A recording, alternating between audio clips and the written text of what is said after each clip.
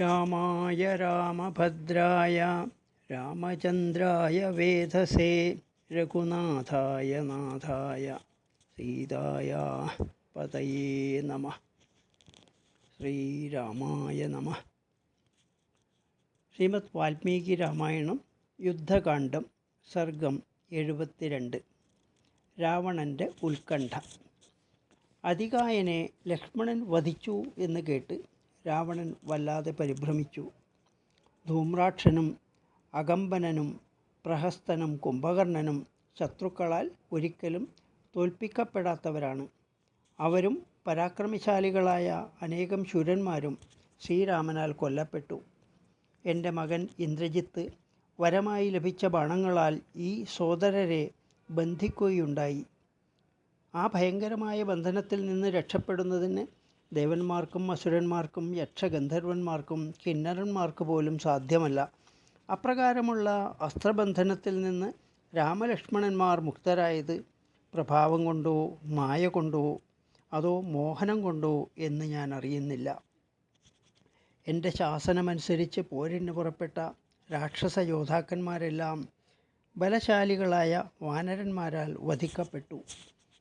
വീരനായ രാമനെ ലക്ഷ്മണൻ, സുഗ്രീവൻ, വിഭീഷണൻ എന്നിവരോടുകൂടി യുദ്ധത്തിൽ പരാജയപ്പെടുത്താൻ കഴിവുള്ള ഒരു വീരനെപ്പോലും ഞാനിപ്പോൾ കാണുന്നില്ല.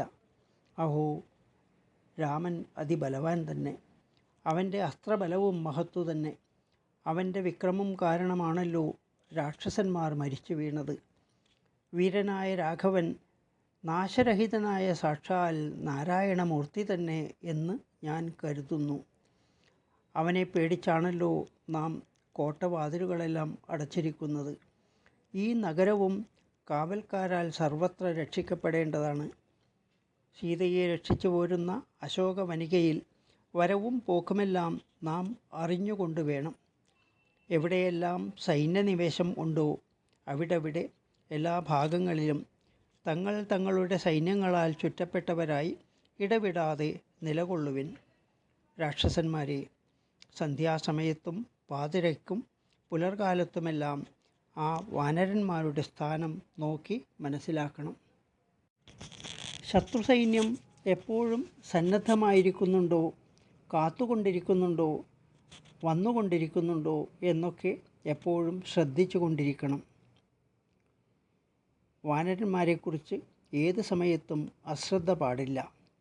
ലങ്കാധിപൻ്റെ വാക്കുകേട്ട് രാക്ഷസന്മാരെല്ലാം ആജ്ഞയനുസരിച്ച് വേണ്ടതെല്ലാം ചെയ്തു.